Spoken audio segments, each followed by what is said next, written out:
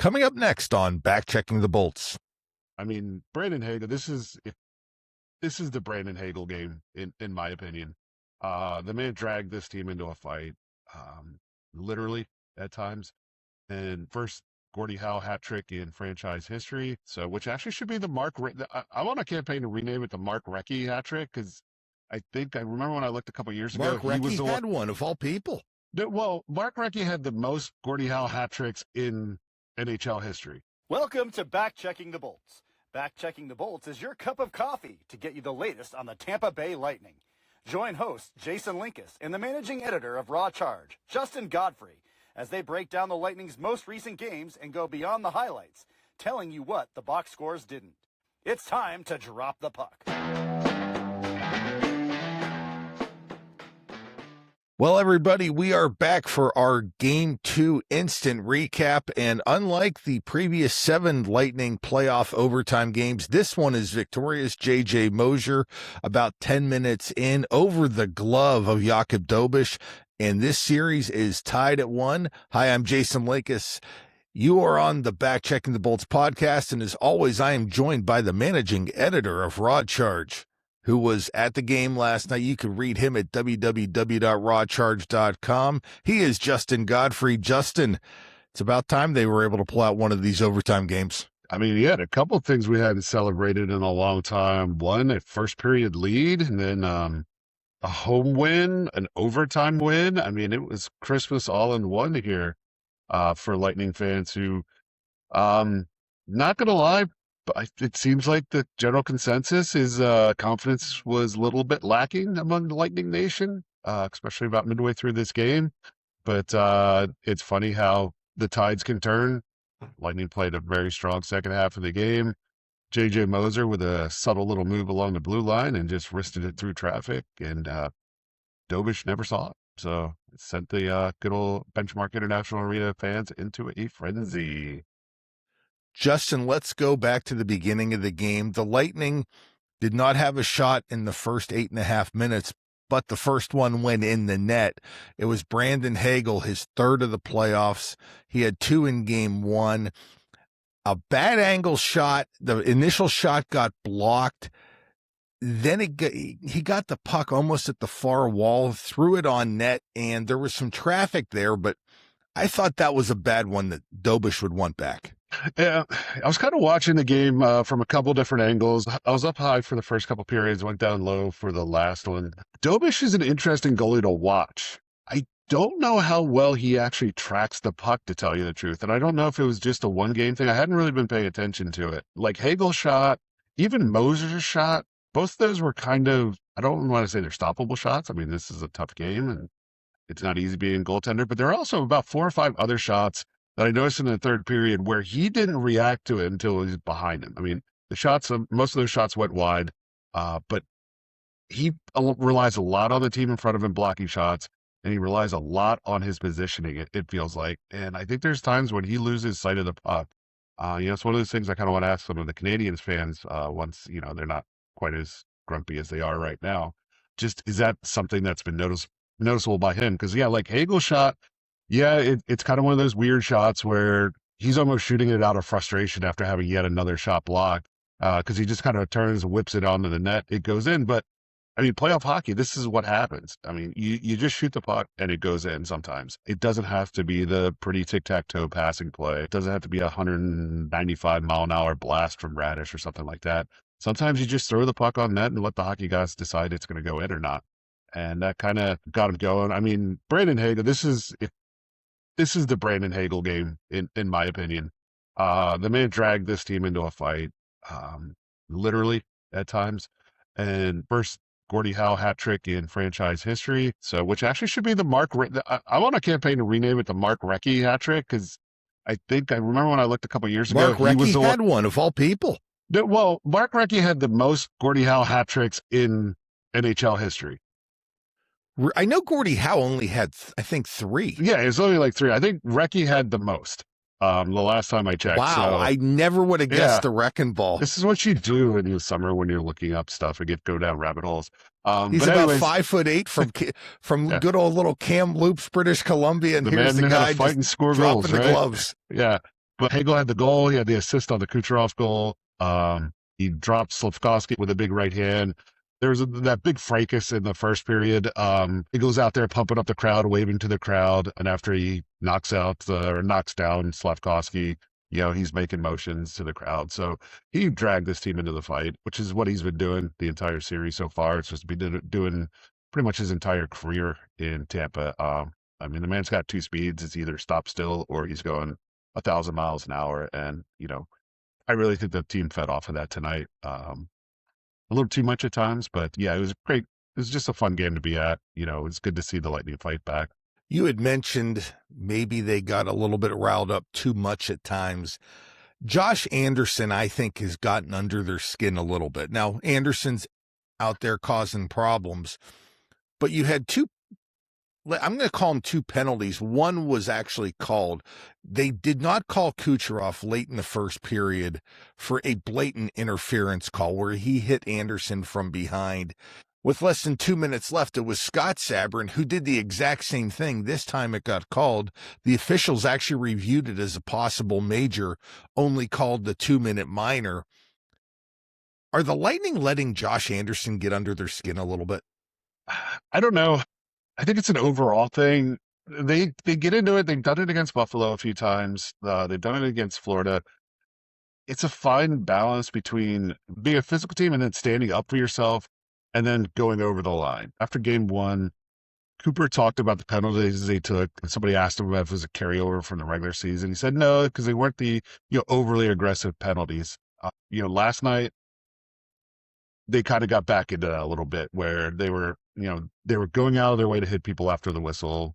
Josh Anderson was target number one. Some of that's what carry over from what he did to Distu in the first game. So yeah, did he have enough target on his back? Yes. Was Sabrin's penalty the best to take at the 18-minute mark of the third period of a tie game? No, but it's Scott Sabrin. He's gonna even Cooper joked about it after the game, saying we kept him under wraps for 58 minutes, but I can't control him the entire game. So it was a dumb penalty. I don't like it when the Lightning kind of get into that mode where they're trying to be, the Florida Panthers 2.0 because they have enough skill. And I think it takes away from that skill that they need to play with. And when the Lightning got back to that kind of, hey, we're going to go north to south. We're going to fly through the zone. We're not going to start a scrum after every whistle. I mean, they were the better team. I would say from the mid-second period on, definitely through overtime, they were the better team. But yeah, I mean, Josh Anderson's the type of player who's going to get under your skin, just like Yanni Gourde goaded other defensemen into Jackage into taking an extra roughing penalty. And there's players like this. I think their roles kind of get elevated a little bit in the postseason because you're seeing each other, every other night. So yeah, Anderson's gotten under their skin a little bit. He's played pretty well too. His line's been probably their best at 5-on-5.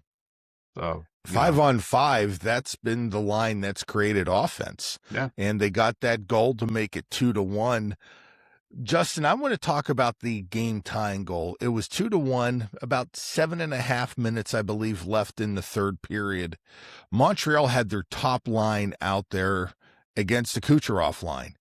And it was Slafkovsky, who you just mentioned a few minutes ago, with a horrible turnover. I'm not sure what he was thinking, but the last thing you do is throw the puck in your own zone right to the blue line with no one there. And it was picked off and it led to the Kucherov wraparound goal. Tell us a little bit about that one. Well, honestly, Lightning fans are used to seeing players just kind of fling the puck randomly towards the blue line. It just happens to usually happen in the Lightning zone. So, you kind of don't register that at first just because you're kind of used to seeing your own team do it for quite a few times. One of the things I noticed is when the Lightning got their forecheck on, Montreal did struggle with it a lot. I thought when Kucherov was playing, even when he was playing with Point and Gonçalves, they were doing a pretty good job of forechecking. They were doing a good job of breaking up some of these passes, and Montreal did, struggle a little bit. And then midway through the game, Coop put Kucherov down on that Cirelli and Brandon Hagel line. They played really well. He actually moved Nick Paul up to the top line, I believe, for most of the game. And they both those lines really got their forecheck going. Hagel's camping out at that blue line. He picks the pass off. And again, he just puts the shot on net. Well, kind of missed the net, but he got the shot off and it got through the blockers. Kucherov kind of gets lost behind the net and makes a really, I don't think the casual fan knows how hard wraparounds are in the NHL, just because you don't have the space to do it. And Kucherov made it look easy. He made it look like it was a warm up last shot before heading off the ice kind of goal. And it was, I mean, it was beautiful. They started to get their forecheck going, put a lot of pressure on the Canadiens defense. And even Marty St. Louis kind of mentioned it in the game press conference. He thought his team lacked a little poise. They'd been pretty good throughout the season at closing out wins, but they seemed a little bit rattled late in the game. I think with some of the pressure the Lightning were putting on them.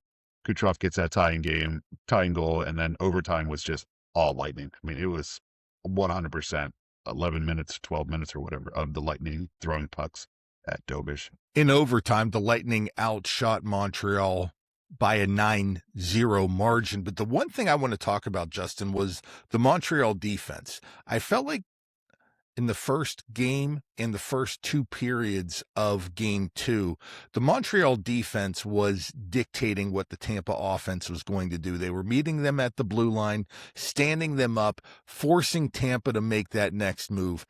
In the third period, and especially in overtime, I thought the Montreal defense was on their heels. They were backing up. Tampa was able to gain entry into the offensive zone, and by doing that, they had a lot more options. They were coming in with speed. Dobish wasn't able to come out and assist with playing with pucks, and I think that's why you saw Tampa really dominate, let's call it the last 30 minutes of this hockey game. Yeah, and I think a lot of it was just the Lightning changing their style of play a little bit as well, starting to attack with more speed. As you mentioned, they were backing the defense off a little bit more. And honestly, Dominic James plays a big role in that. I mean, that's his style of game. So he gives them, the Lightning, another option of a guy who can carry the puck into the zone with speed, a la Braden Point, a la Nikita Kucherov. Guys that can attack that blue line with a little speed and back off those defenders. Which then opens up the points for the Lightning. They like to curl back and kind of get some of those shots. Yeah, I think that the Montreal defense struggled a little bit. Will it carry over into games 3 and 4? We'll see. Once we get to the Canadiens starting to have a little bit better matchup. But yeah, it was good to see that the Lightning force that. I think it's something they hadn't done over the first game. They hadn't really been dictating the play, and even early in the game 2. Montreal came out flying. I think Andrei Vasilevsky deserves so much more credit than we're hearing. There were 3 or 4 chances, I would say, within the first 5 minutes where Vasilevsky makes the save. That game could have gotten a lot different if he's not up to par, in that first 10-minute stretch or so for the Lightning. So there's going to be swings in each game. There's going to be swings of play where, a certain unit's going to struggle, then they're going to fix their game, but then something else is going to break down. So it's how you deal with that is, kind of the barrier or barometer of success for both teams. Justin, I want to talk about 2 of those swings. The first one happened late, as I mentioned. Sabrin took the penalty late in the third period. I want to say there's about 2 minutes and 20 seconds left in 2:07, I believe. 2:07 is what I had written down in my little notebook. Yeah. 2:07 left in the third. Montreal's power play has been humming this series. At that point, they had 4 power play goals in less than 2 games. You send them out there, tail end of the third period with a chance to win it. I thought it was one of Tampa's best kills of the series so far. Yeah, it was. There was a lot of discussion about it after the game as well as that being kind of a big turning point, a big boost of confidence for the Lightning. But they finally got to the point where they could start clearing pucks. There was a penalty kill a little earlier in the game, was the second one, but there were a couple earlier in the game where the Lightning killed them off, and you could see the penalty killers kind of getting their confidence back a little bit. They were starting to break up some of those passes in the zone and then getting the puck out. And it wasn't, hey, I'm going to make the nice play or the fancy play or try and bleed off a few seconds before I clear the puck. I'm just going to get the puck. I'm going to get it out of the zone. I'm going to focus to make sure I get it past the points, which is kind of what they struggled with in game 1 and on that first power opportunity where Montreal scored. They try and clear it up the boards, but they're throwing it right to the guy who's stationed there. So a little bit smarter clears, and then getting off the ice and getting the new units on. So the power play, the penalty kill was a lot better for the Lightning. this big energy boost to kill that one off in the third, because I think there was that vibe in the building a little bit like, oh, we worked so hard to tie it up and now we're going to blow it because of a dumb penalty. And they killed it off. And Cooper mentioned it after the game as well. He said what he really liked about it. Yes, it was a late penalty. It was a bad penalty, but it didn't carry over into overtime. They got to start overtime with a clean slate. They killed it off, bled out the last 6 or 7 seconds. And then it was 5-on-5 to start overtime, which I think kind of helped them out. They're not having to kill the penalty they're not on the back foot right away coming out of the break. So, it kind of helped them keep that momentum going. Justin, as you and I had mentioned, the overtime was all Tampa, but there was a very tense moment in that overtime. And you had mentioned you thought this was the turning point of the game. The Lightning had just iced the puck. They had to keep their third unit out there against Montreal's big boys. Tell us about that. Yeah, so it was about the, I think, 11-minute mark or so. They iced the puck in that rejiggered third line, which was Yanni Gourde, Dominic James, and Gage Gonsalves, was out on the ice. And I think Declan Carlisle and Emil Lilleberg were your defenders. So it's your third pairing. So you got your third line, your third pairing out there. St. Louis does what he does. He brings the Suzuki line out. And there was a little bit of possession early on. And you're kind of like gripping the edge of your seat. But they did a good job. I think they blocked a shot, got the puck out, and then, Dominic James almost ended the game. I mean, it was probably Dobish's best save of the night. I think that was tremendous for him to go and be able to get that 2-on-1. Exactly. It was a little 2-on-1 with Gonsalves, who I thought played a little bit better once he got dropped down to that line. And then James, with his speed, cuts to the middle of the ice, and, it's just a really nice pad save. So, yeah, that's one of those little subtle things that you may not notice. It probably doesn't show up in the box sheet. It's one of the few times throughout the first 2 games where St. Louis was able to get that line of matchup that was in their favor. And if you look at the numbers, that line has not done well at 5-on-5. The Suzuki, Slafkovsky, Caulfield line, yeah, they've put up the points on the power play, but 5-on-5, I don't think they have a goal, honestly. I think they've been outscored 3 or 4-0 at this point by the Cirelli line. That's going to change heading into Montreal now that Marty gets last change as far as the lines. It's going to be interesting to see who he picks on, how quick Cooper can get either, whatever the Gourde line looks like, or whatever the Cirelli line looks like. So it's going to be really key for the Lightning to start winning faceoffs up in Montreal to be able to get those line changes on when the matchup dictates it. Entering the lineup today for Tampa, you had Declan Carlisle and you had Sabrin into the lineup. Out of the lineup, Charles Edward Destu, who was injured, he was out, and so was Connor Geekie. What was your impression of Sabrin? Sabrin is Sabrin. I know the reason why Cooper did it, and he can talk about, and bringing energy and having a role. And Scott Sabrin was in there to hit Josh Anderson as many times as he could on the ice. That's it, plain and simple. And that's why Sabrin was in. He does have a little bit of offensive skill, so it's not like it's a total loss. God bless the big man. When they had Curtis Douglas on the line, Douglas had one role, and that was it. He wasn't an offensive player. Sabrin plays with that physical edge. You talk about people who get under other players' skin. I think Sabrin's like that. What I was surprised was that Sabrin was on the ice at all with 2 minutes to go in a tied game.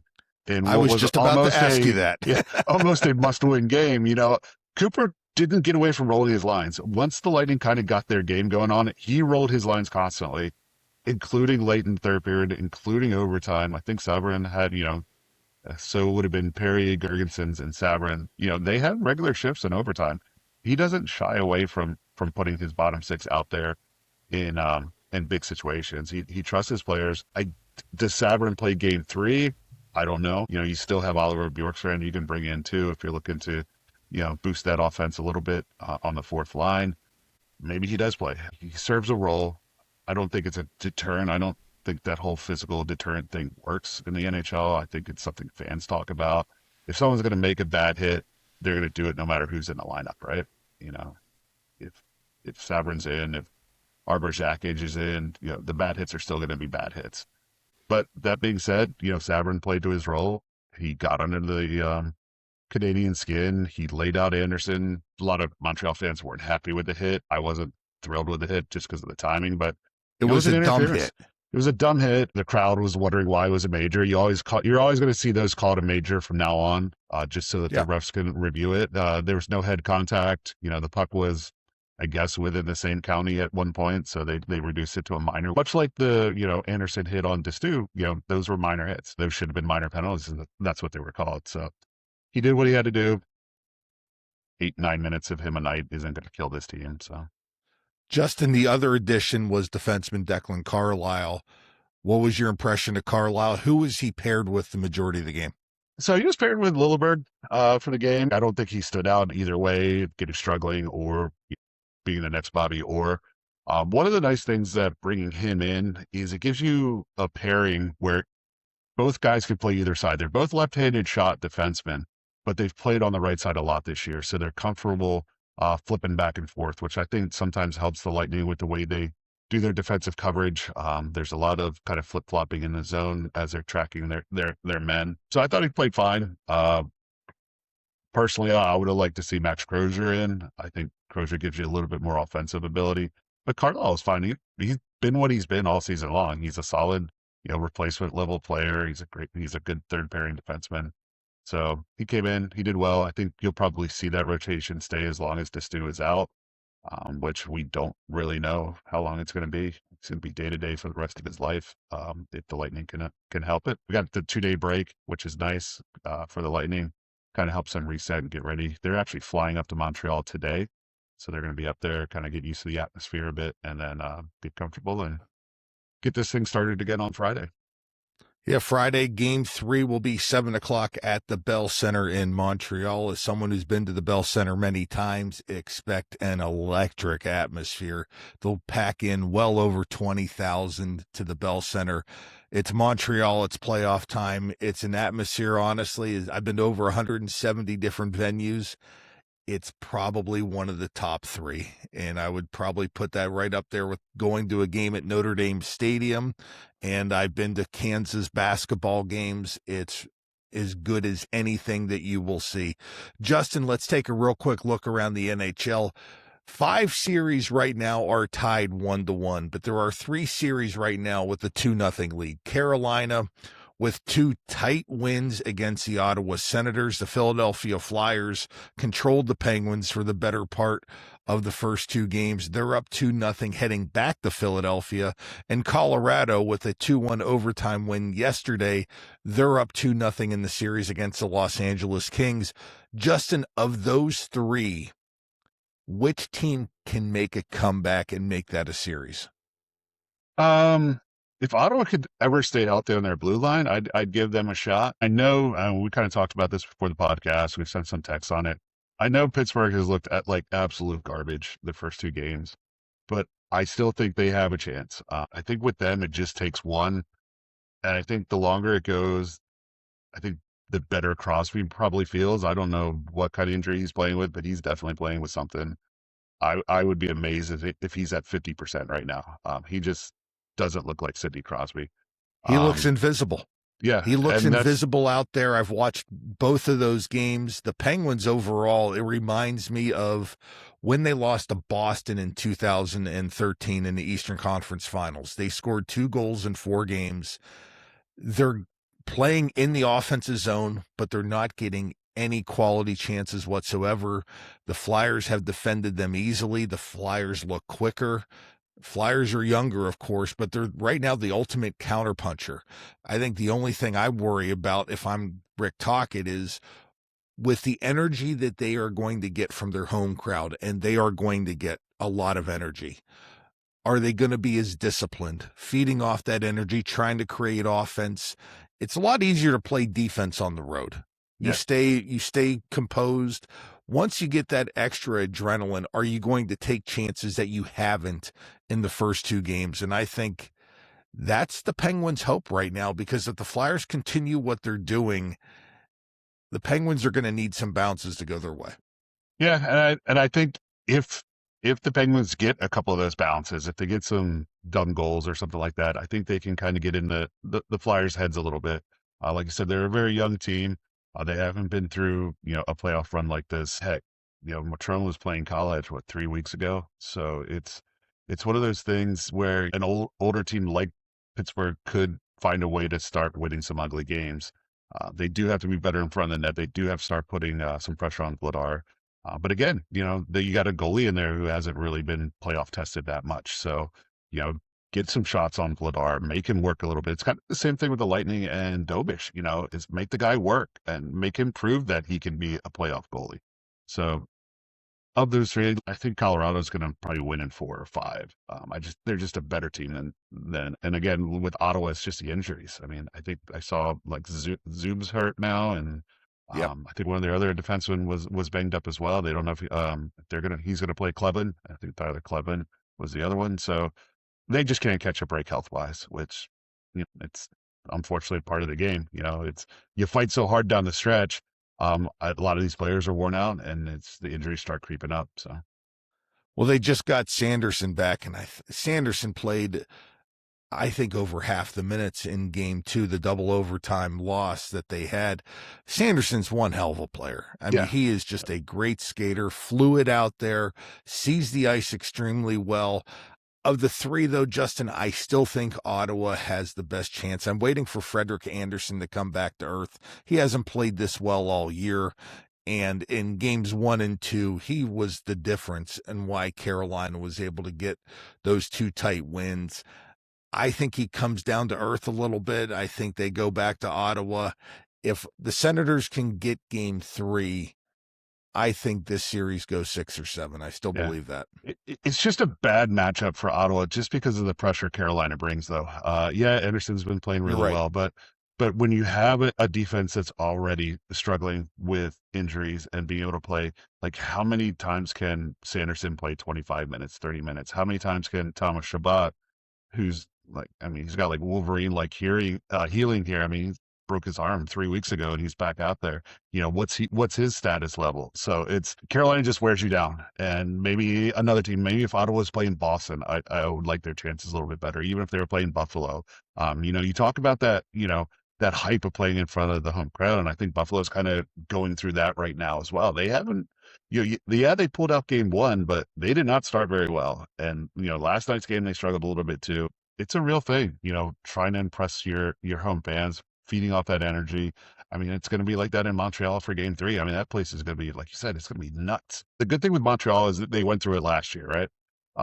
These players have a little bit of playoff experience. Jared was talking about it. There's 6 or 7 players who were part of that Stanley Cup team in 2021 that lost to the Lightning. So, these teams have gone through, those players have gone through it. I think they'll handle a little bit better, but it's always fun when the series switch locations to see what changes in the series, how the play styles change. So, I think there's still a lot of hockey in this first round for a lot of these series. Well, for the Lightning, the next game is going to be on Friday night at the Bell Center in Montreal. It's going to be a 7 o'clock face-off. We are going to come back with our instant reaction of game 3 right after that. So expect that podcast to be out and available by mid-morning on Saturday.